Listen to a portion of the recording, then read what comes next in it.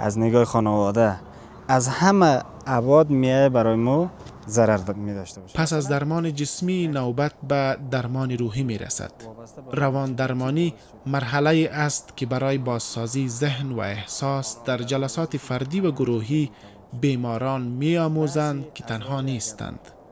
همدلی و شنیدن داستان دیگران جرقه امید را در دلها زنده می کند.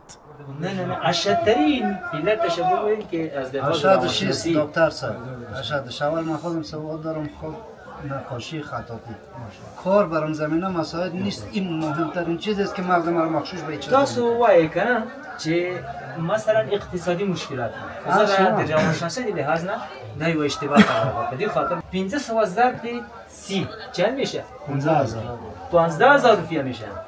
این علتش نشد. صحیح ده یو سړی چې ماهانه 15000 روپۍ لاس ته راوړي دا سبب و علت نشي کېدای.